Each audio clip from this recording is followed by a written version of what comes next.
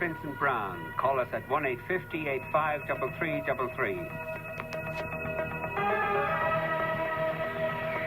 Tonight we're going to talk to the presidential candidate Dana Rosemary Scanlon. Call us at 1-850-853333. Dana, why should anyone vote for you rather than for Mary McAleese? Well, for me rather than any other candidate, perhaps, no, just or particularly Mary McAleese? Yes, yeah. You mean that we're both from the north? No, that you both seem to share the same values. That we both seem to share the same values. Why should they vote for me? Yes.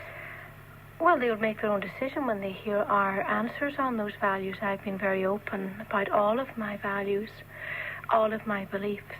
I don't know, I haven't followed Mary's cuttings, whether she has or not, but I do feel that I have made it very clear that I will uphold the Constitution. I believe in it.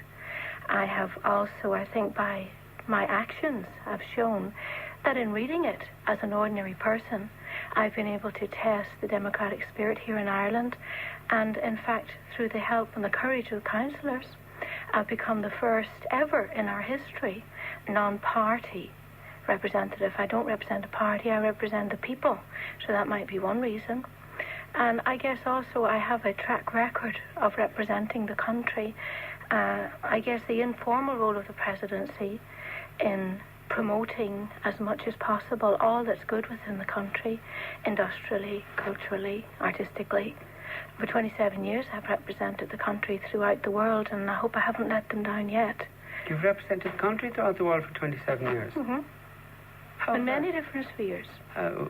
By whose authority or edict?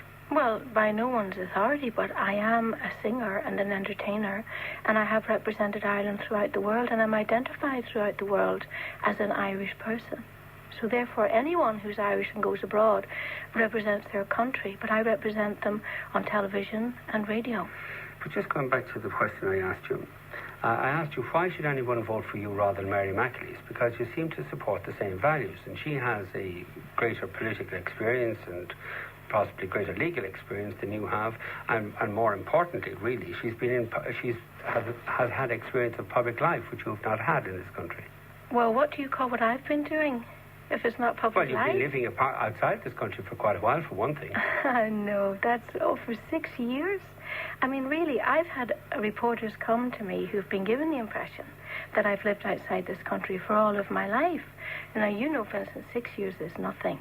And it's nothing, especially in an age of super information highways, when you have internet and you have fax, and better than that, I have my mother at the end of a phone. All right, yeah, all right. But anyway, is there any difference in policies or in attitudes or in values between you and Mary McAleese that should encourage people to vote for you rather than for her?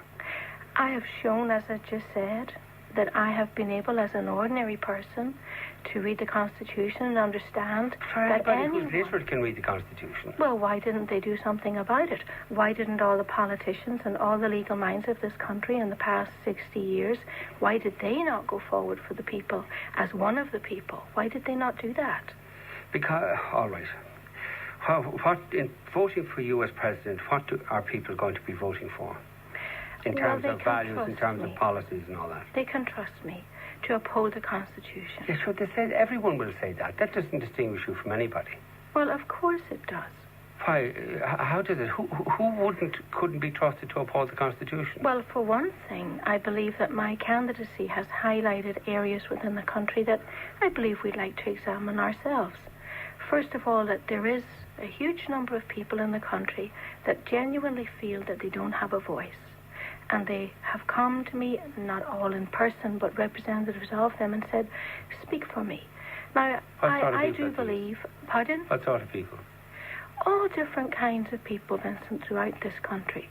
People like me who believe in God, who believe in family, who believe in respect for life at every stage, have become the new disenfranchised. They feel marginalized, and in their own words, they're afraid to lift their head. They feel irrelevant. Sure, most people in this country believe in God, believe in the family, and respect life. Then why was It's almost a banality. Why was I, in representing them, described as a right-wing extremist, even an Ayatollah and an enemy? Well, I don't know why that, but almost everybody in the country who stands for public office would say they believe in God, they believe in the family, and they respect life. It's it's part of the cliches of our political life. Well, it isn't a cliche if you believe it and you say it and you live by it, and I have done it, and I do. And I was as shocked as anyone else that I would be described in this way. And it's taken me quite some time, to overcome that image that's been kind of blasted at the public. I'm not a right-wing extremist. I never have been. Okay. But how does this distinguish you in any way from any of the other candidates, let alone Mary McAleese? Belief in God, belief in the family, and respect for life. Sure, everyone believes in that.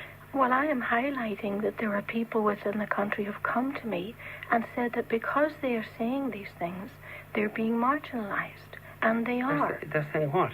That they believe in God? Yes. That they're afraid to lift their heads, that they almost feel that they're back in the penal days. That anybody with religious beliefs who is going to stand up and say so is just being targeted and minimalised. And you tell them they're loopy? Oh, well, I listened. You don't tell anyone who has a genuine grievance that they're loopy. You listen to their voice and you make it heard, and that's what I've been doing. And you're going to speak for these people who think that they're marginalised because they believe in God? I am speaking for them, and I'm saying that they consider that they are being assailed by intolerance, dressed up to look like liberalism. And who's assailing them? Who's assailing people who believe in God? Those people that treat them in the manner, in fact, that I have been treated in some areas. Who are assailing people who believe in God? You tell me. I don't know. You're the ones asserting that people are being assailed because they believe in God. A great majority of the people in this country are asserting it, not just me, and I'm being their voice, and you know, Vincent, that this is so. I don't, as a matter of fact. But could we go on? Then why would I be called the enemy? And why would I be called a danger? That I would throw a dangerous light on the modernisation and secularisation of Ireland. Why would anybody want to say that about me? I mean, I was raised in the north, where we grew up experiencing, an intolerance. And I was taught that what you did at the outset was you respected the other person's point of view. Did you ever speak out against the intolerance in Northern Ireland? I was a child growing up there. But did you ever, I didn't ask you, did you ever speak out when you were a child, but since then, did you ever speak out against intolerance in Northern Ireland? By the time I had been taught that what you did was respect the other person's point of view, and that your starting point was mutual respect, I didn't feel my place to do that. I guess there were many people working on that on a political level, and at the end of the day, the answer to many things are political answers. But as a person... You're purporting to stand for people who are the victims of intolerance, you say. Because they are the marginalised. victims of All intolerance. Right, okay. But why did you not feel obliged to speak out for the victims of intolerance in Northern Ireland over the years? Well, that's a kind of if you don't mind me saying, Vincent, a little bit ridiculous. As a child growing up there, you're taught how to respond to situations. How I was taught to respond was in mutual respect. You don't actually hit somebody over the head. What you do is you treat them with respect. I'm not talking about hitting people over the head. I'm talking about speaking out. Well, I didn't speak out because I was never in a position to. But I do see it happening now. I'm a mature woman. I see it happening, and I have a platform to speak. I'm standing up to speak. All right. One of the issues that you've focused on is on the issue of abortion, and you regard it as one of the great moral issues of our time and an issue on which you have very strong views. Given that, if the two houses of the Oireachtas passed a bill in the light of the X case, which sought to regulate the circumstances in which abortion here might be legally permitted, would you sign that bill into law? Well, first of all, when a referendum has been held, and when it has been judged, and gone through the Dáil and gone through the Seanad, and gone to the President and been discussed by the Council of State, all the President can do is refer it to the Supreme Court if there's any doubt upon its constitutionality. I would be reliant upon advice all along the way. And at the end of the day, that's all the President can do. But with reference to this particular case, it does lead me on to say that, as you know, the last referendum on abortion was deemed, in the words of the chairman of MRBI, to be worded in such a confused manner that there was no need for it to be so confused in going to the people. And it reflected badly on the politicians that worded it. Now, I would feel that in the society that we have, in a democratic society where, no doubt, the government would want to respond to the voice of the people, surely there should be no reason why they wouldn't respond when 79% of the councils are asking for a new referendum, and I've heard figures anywhere from 60 up to 70% of the people are asking for a new referendum on this. That's telling us that you're in favour of another referendum, but could I just repeat my question? I'm sure you would be too, Vincent. I wouldn't actually, but anyway, could I just repeat the question? But please tell me why not. Just a minute. Can I just repeat my views on this? Don't on these issues don't matter. Can I just ask you, Mike, the question again? If now the two houses of the Oireachtas passed a bill in the light of the X case, which sought to regulate the circumstances in which abortion here might be legally permitted, would you sign that bill into law? Well, as I just said, it would pass through the law. It would be debated. It would pass through the Seanad, and it would be debated. It would be put to the President and would be discussed with the Council of State. That's right. And at that point, on advice, it would either be referred forward to constitutionality or signed. But you're talking about a hypothetical question. Yeah, and I'm just... Everyone would be different. Okay. But you would sign it, therefore, if you were so advised by the Council of State. The President within the Constitution has no other rights other than to refer it forward for checking the constitutionality of it or signing it. That's it. But would have to sign it if the constitutionality of the bill is approved by the Supreme Court, then it comes back to the President for signature. In that circumstances, would you sign it? The President has no other choice. It's well, very, can I suggest very you clear. do have a choice? King Baudouin of Belgium a few years ago resigned as head of state rather than sign into law a bill permitting abortion.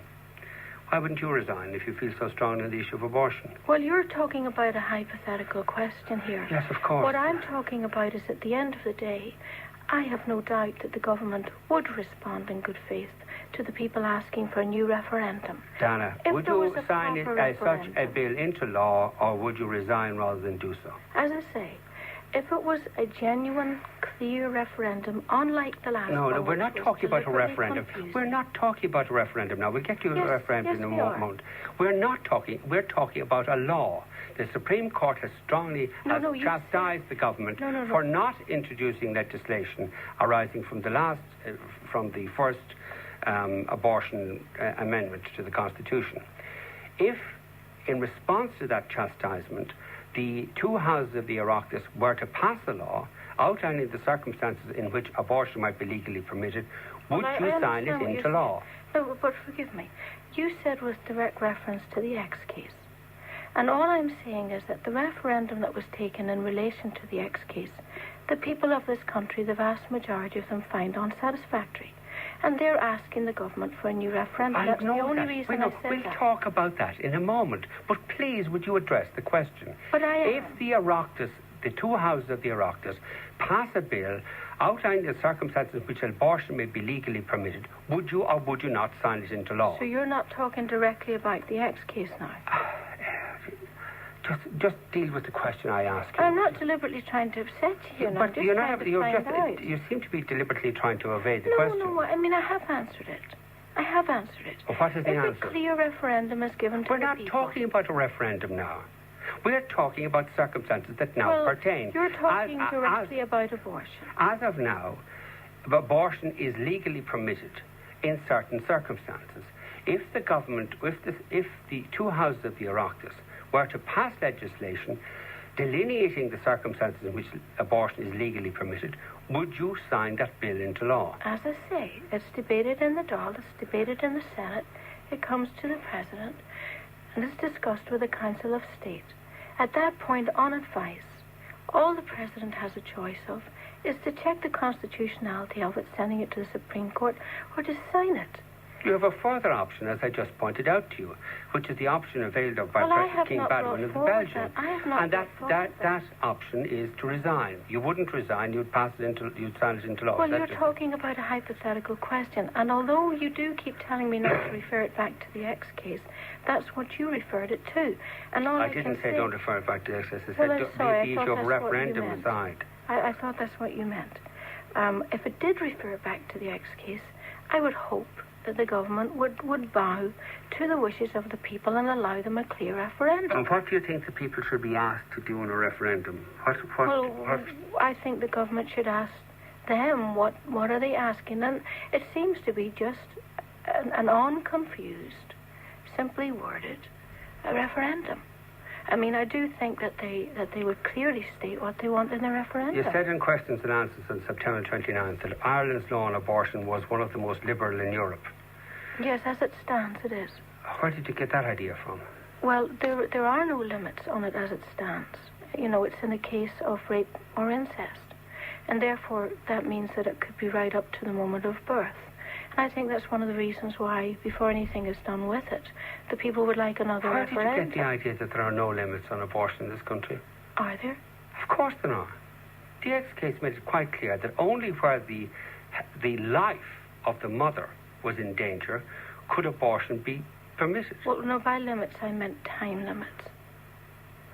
But you said in questions and answers that Ireland's law on abortion was the most liberal in Europe.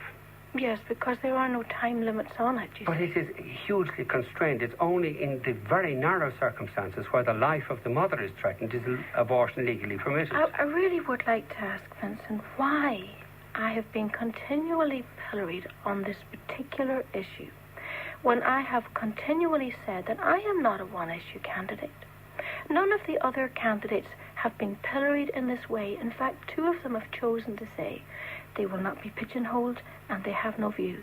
And they have not at all been pilloried in this way. And I must say, I find we could get on to other issues if you dealt simply and straightforwardly with the questions I'm putting. I have dealt with it, and I have said all I'm going to say. Could I just ask you again, where did you get the idea that we have the most liberal abortion laws in Europe when we have the most restrictive abortion laws in Europe? For abortion here is legal only in the very narrow circumstances where a mother's life is threatened. Those are exactly the same circumstances that it was introduced into every other country in the world, and it very quickly developed into abortion on demand, quickly followed by euthanasia. And I really would appreciate not being stuck on this issue in this way. I think it's very, very unfair. But you just have evaded my question yet again. No, I don't believe so. I think I've answered you as honestly as I can. All right. You have objected to be pilloried, and on tonight's television news you objected to being pilloried as a right-wing person. Most of us... No, I didn't say pilloried now. I said depicted. All right, depicted as a right-wing person. You don't mind being characterized as a right-wing person, do you not? Well, I wouldn't say I actually liked it, you know. I think perhaps what's happening is, as I say, as the people in this country are saying, that because they say they believe in God, there seems to be this automatic attachment of descriptions like right-wing that automatically follows. And I don't think that that's representative of an open, caring, pluralistic society. So you're in favor of pluralistic society? Well, I would believe that if you are in a pluralistic society, you should be able to state your mind without it having to agree with the mind of everybody else around you. And you should be able to also exercise moral choices, subject to the right of other people to exercise moral choices.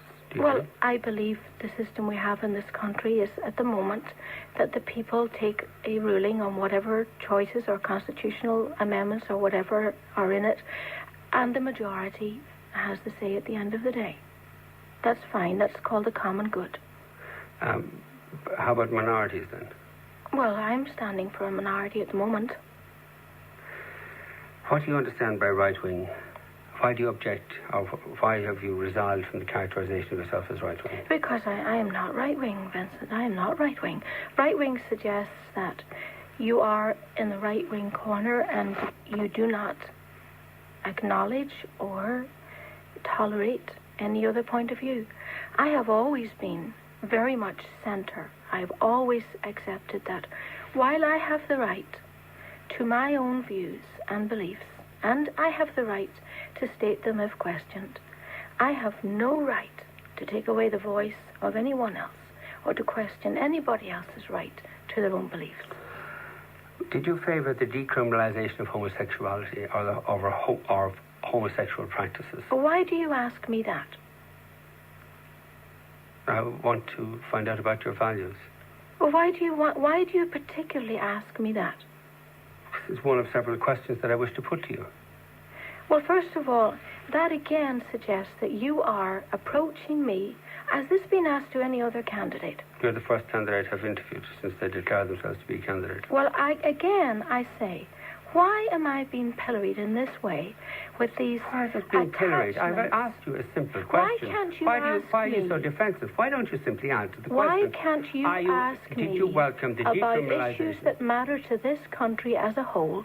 For example, the fact that in the middle of an economic boom, there are children sleeping on the streets. Why can't you ask me, in the middle of an economic boom, why there are elderly people who feel that they're not being given enough money to live on? I will ask you. I have 3 questions to ask you before getting on to the issues to do with redistribution. So if then you don't I mind, will maybe choose you'll to answer those that I feel that are relevant. Within the Constitution... Well, unfortunately, when you come to interviews, you are expected to answer the questions that are posed if to they're you. relevant. So could I put the question to you again? Did you support the decriminalisation of homosexual practices? I will answer you that any citizen in this country, whatever their sexual orientation, are due dignity and respect, and to be protected under the Constitution as any other citizen. That evades the question again. That's an answer. But it's an evasive answer. It's an answer. I'll just put the question to you again. Did you support the You put the question decriminalisation to me. of homosexual practices? You put the question to me because you assume that because I believe in God, believe in family, and believe in respect to life, I must automatically be anti everything else that the liberal agenda holds up. Well, I resent that attitude. I respect every person, and I give them the right to their own views and their way of life.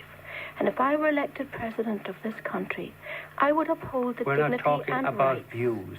I would uphold the dignity and rights of every citizen in this country. All right, you won't answer the question. Let's move on. Are you in favour of redistribution of wealth? Of whose wealth? Wealth in society. You mean as owned by whom? As owned by people in society. Are you in favour of redistributing wealth to make it the holding of wealth more equal in society? Well, I believe that what's happening at the minute, in the middle of a Celtic tiger, is that quite obviously it's not lifting all levels of society. And what is happening is those that are poorer are feeling that they're getting poorer. We're ending up in a kind of a 2-tier situation. I feel that that is an issue that needs to be looked at. I feel that's very important, that an economic boom should be shared by every level of society. Does that mean then you are in favour of redistribution of wealth more than is presently done? Well, yes, I think that would be very important, but I think this society would want that anyway. It's always been a tradition of Irish people to look after those in need, even in the extended family. You took care of the elderly, you took care of the young, and you all mucked in together. Would you describe yourself as egalitarian? In what way? Well, explain to me, what do you mean? Somebody who's it's not that I don't trust you, but I just want to know exactly what you mean. Somebody who's in favour of the equal distribution of wealth. I think I've just said that. The equal distribution of wealth. Everybody the same. No, I think that people have a right to own what they earn.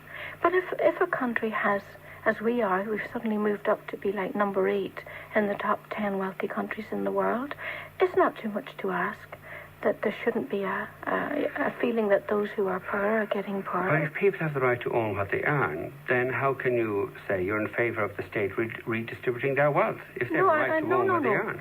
No, I'm talking about the government ensuring that it lifts all levels of society. Yeah, but the government must do so by redistributing wealth that is earned.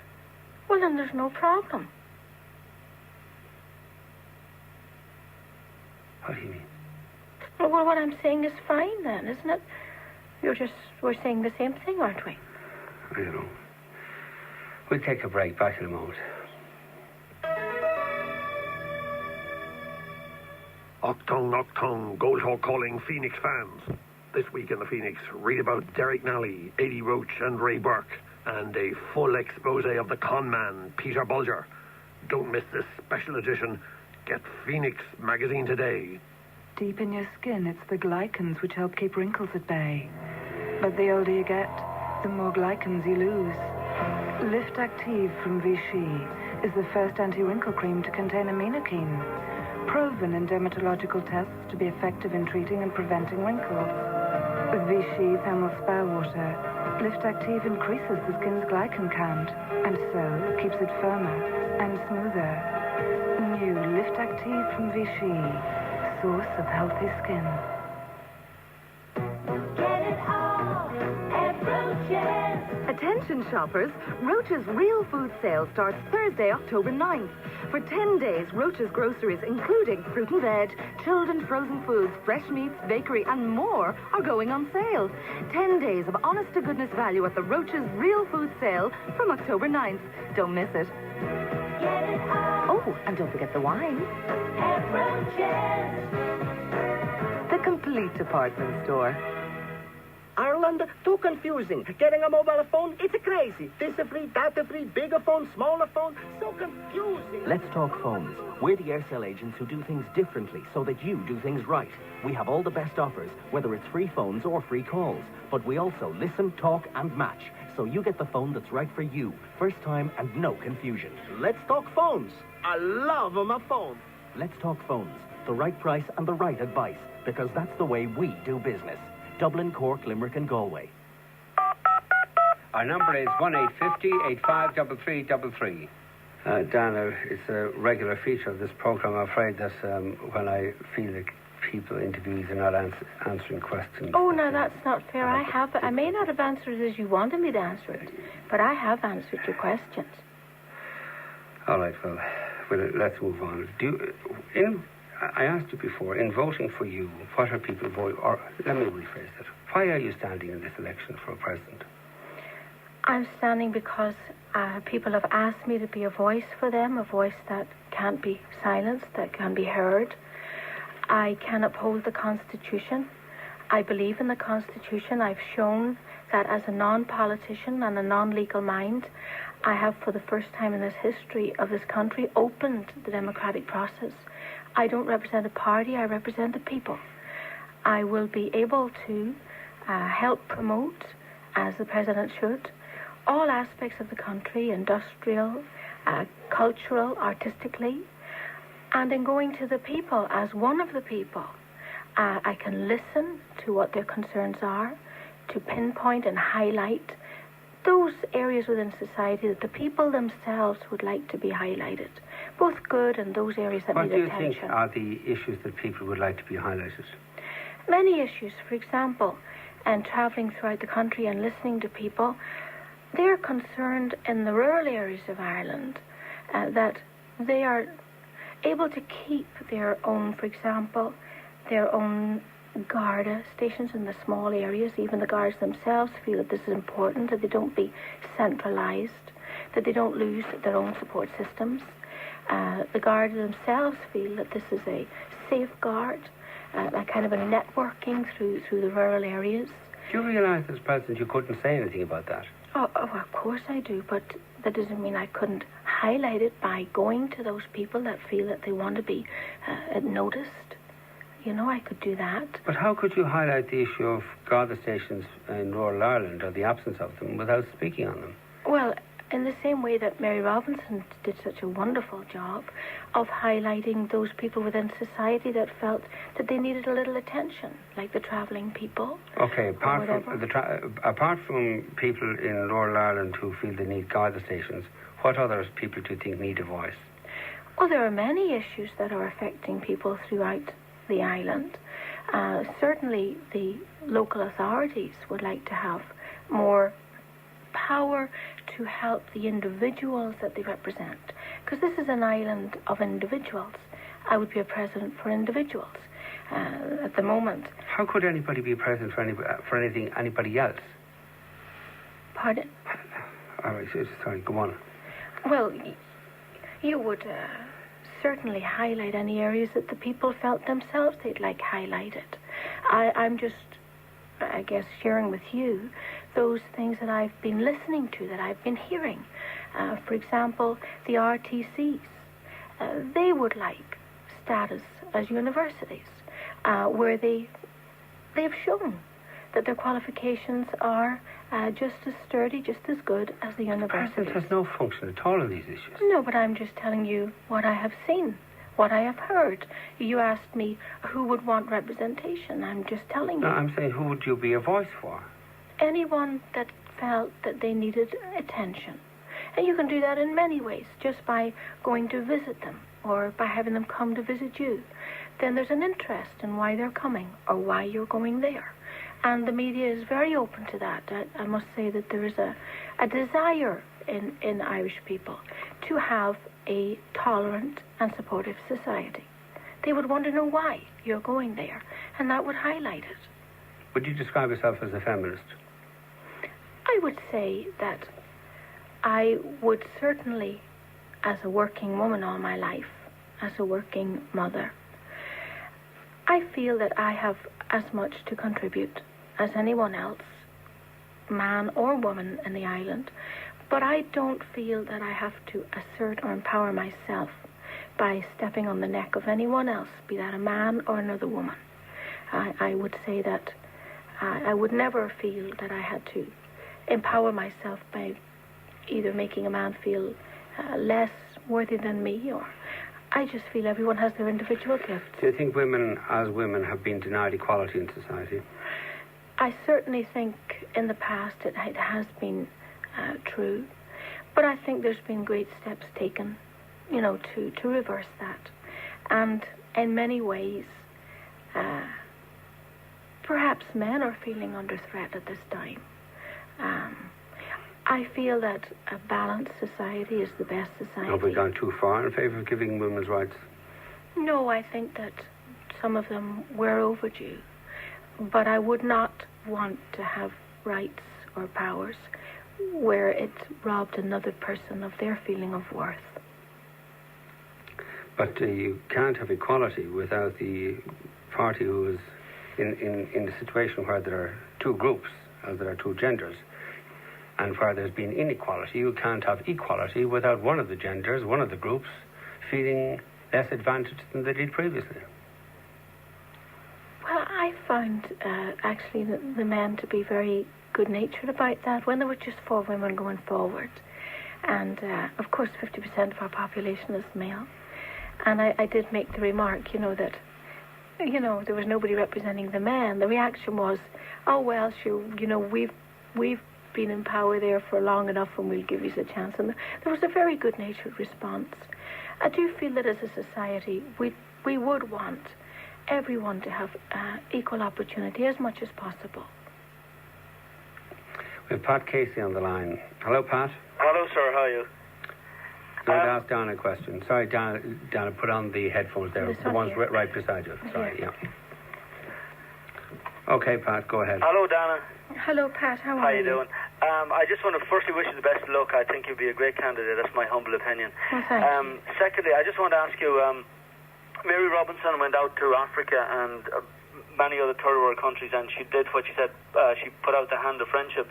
Because of that, it's ended up with an awful lot of refugees coming back in here into Ireland, Yes. I'm just wondering, how do you feel about that? Would you feel it's right to bring refugees in here, or do you think it'll lead to problems in the future? Because I lived abroad, in England and America, and I saw an awful lot of racial problems, Okay, let Dan answer the question. I will. Well, I would say, first of all, we've always been a universal people. We've been a small island, but we've always been a universal people. We've gone out to most countries in the world throughout the years. And I do understand what you're saying of fear on the island, perhaps of too many people coming in. But again, we've always been a generous people, and we ourselves had to flee this island and seek refuge in other countries, maybe predominantly in America. And I believe our ancestors would have suffered greatly at that time, a fear of them, of maybe not being wanted. So we certainly wouldn't want to inflict that on anybody else. I think that what you're saying, the fears need to be recognised and need to be voiced and taken into consideration by the politicians when they make decisions. As far as I know at the moment now, there is a feeling among refugees that perhaps they are being made to feel very, very unwelcome, even though we probably at this time don't have a great number of them. Would you say that's correct, Pat? Well, we're living in central north side of Dublin. I think there's an awful lot. My humble opinion is there are far too many, that they're bringing in an awful lot of problems, apart from diseases, because I was in touch with a lot of people in the Mater Hospital, and they told me that there's an awful lot of disease. Apart from AIDS, a lot of children being born in the rotunda to refugees, especially from Africa, with AIDS and other diseases that we can't cope with, and, that we're going to find out about them when it's too late. Well, I think that any fears like that need to be expressed and need to be heard and need to be addressed. Do you agree with them? Well, I think that Pat would agree, and I'm sure everybody would agree that we don't want to be refusing help where help is desperately needed. Well, where just a minute, Pat. Just a minute, Pat. Do you agree with the sentiments expressed by Pat? I hear what Pat's saying. He has a right to his views. Yeah. As I said... We nobody's disputing about him. We have the right to his views. But do you agree with what he said?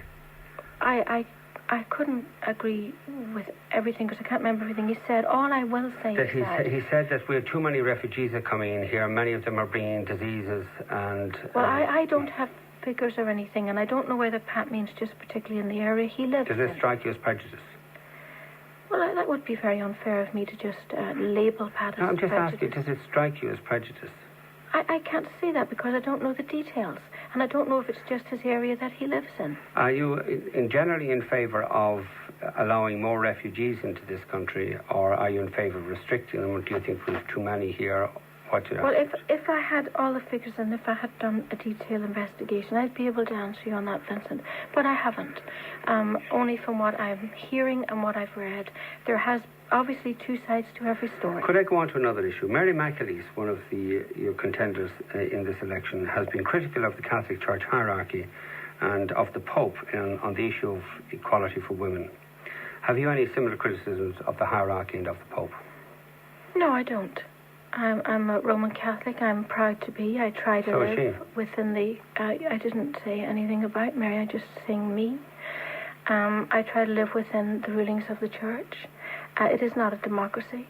There are rules. I have never myself felt any discrimination against me as a woman. I can only give you my personal views. She's free to say what she wants. Do you support the campaign for women to be ordained as priests in the Catholic Church? No, I don't. Why is that?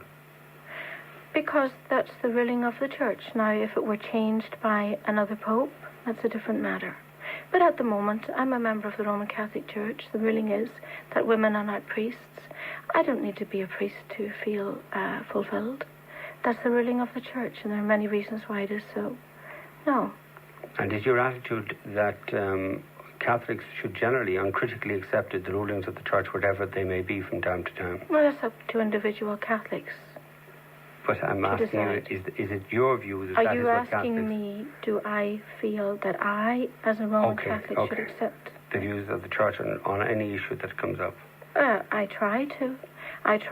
I may not find them always easy. I may not always agree with them. But I am a member of the Roman Catholic Church, and I'm called to obedience, and that is my personal view. Is it your view that when the Catholic Church expresses views on matters to do with public issues, that you as a Catholic ought to support those views? It depends what issue you're talking about. Any issue. And I notice again that we're right back in the Catholic Church. The right-wing extremist label hanging over me again. I'm a member of the Roman Catholic Church. I'm obedient to the best of my ability to its rules. And you would be obedient to any of its teachings or advice or urgings on any issue that arose. Is that right? On any issue that arose within the teachings of the Church? Yes. Yes, I'm a member of the Church. I try to be obedient to it. And if it was of the view, coming back, if you don't mind me doing so, to the issue that I raised with you some time ago, to the issue of abortion, the Church teaches again and again that abortion is a moral evil. How could you, given that, sign a bill permitting abortion into law? This is getting terribly boring. terribly boring and terribly predictable and extremely unfair. And I hope that you dedicate as much time to the other 3 candidates or 4 candidates when they come in here as you have done to this issue on me. And I take objection to this pillaring of me. I'm just asking a question. Then don't ask it, because you've already asked it and I've already answered. All right, move on. Do you have a vote in this election? I hope so. I'll let you know next week. Where? In Dublin. What constituency? In Dublin 4. Well, and have you been a resident there for a while? Well, the details of it you'll have to speak to my solicitor about. All I know is I have filled in all the forms. I was a resident here in the past and registered at that time. So it's being dealt with, and I'll let you know next week. Pat Casey is on the line. Richard Eoghan is on the line. Hello, Richard. Hello, Vincent. You object to my questioning of Donna? I must say, Vincent, your performance is despicable. It's boot by tactics. You've put the boot in. I hope it's raised your level with your peers. I hope you'll be able to say tomorrow morning that you did the job in Dana. I'm looking forward to you doing the same job on the other 4 candidates. And this bet with Mary McAlee should be interesting. And fair play to Dana for standing up for herself. Okay, Richard, can I go to Maura Cronin, who's on the line? Hi, Vincent. Hello, Maura. Can I put 2 questions to Dana, please? Just to tell her that I'm roughly the same age as her and a member of the same church as her. And I congratulate you on the questions that you've put to her. But she hasn't answered the question on, was she in favour of the decriminalisation of homosexuality? It's a very simple question. It's homosexual practices. Yes, it's a yes or no answer. And I think we know how some of the other candidates feel about it, and I'm sure that you, when you're interviewing them, will find out how they feel about it. She has also made a point that people have asked me to be a voice for them. And I would like to know, who are these people? Hello, Maura. Hi, Dana. Thank you for your question. Thank you. I believe that any member of this country, any citizen of this country, should be afforded the same rights under the Constitution, afforded the same dignity and respect. What is that telling me? Well, what is it telling you? It's telling me that you're totally wishy-washy on the whole attitude and you're refusing to answer the question. No, I'm answering as I answered Vincent, in all honesty, that you shouldn't label people by their sexuality, you shouldn't label people by the colour of their skin or by their religion, that every citizen in this country should be afforded the same dignity and respect under the Constitution. At the end of this interview, I still don't know how you feel about the decriminalisation of homosexual You know practices. exactly how I feel. I still don't feel don't know how you feel about abortion. She's not going to answer the question, Maura, so let's move on to another issue. I beg your pardon. I have answered the question. And could you answer my second one? Who are these people that have asked you to be a voice for them? Well, I did state that quite clearly. She has answered that question, to be fair to her. Okay, Vincent, thank you. All right. Bye-bye. Dana, are you in favour of votes for immigrants in this presidential election or in elections generally? Well, it's certainly something that immigrants are bringing to the fore. Yes, that's true. But are you in favour of giving them votes? I'm in question of looking at their request. I think that You're in would be favour of looking at their request? Yes, I mean, I wouldn't have the power. Are you in favour of? You have the power to say what you think. Are you in favour of votes for immigrants? As I say, if they want votes, and a lot of them do, and as an immigrant myself, I would say that it would be certainly something could be considered. Whether or how you do it, I have no idea. It would need to be looked at. I have thought that perhaps that some of the Shannon members could be chosen specifically to represent immigrants. So at least they would have some kind of a voice. Are you in favour of people in Northern Ireland being allowed vote in presidential elections? Well, the same thing would apply. Of course, we have the border there. That would have to be sorted out really on a political level. No, it doesn't have to be sorted out at a political level. What you think? What do you think? Do you think people in Northern Ireland should be allowed vote in presidential elections? Yes, it's a possibility. I mean, I don't know why it's been brought up at this time. Has it ever been brought up before? I don't know, but it seemed to be a relevant question to ask you since you're a Northerner. It would be nice. What are your reflections on the issues that have arisen lately on questions of standards in public life? Do you think that there's something basically corrupt at the centre of our political system here, or do you think this is par for the course?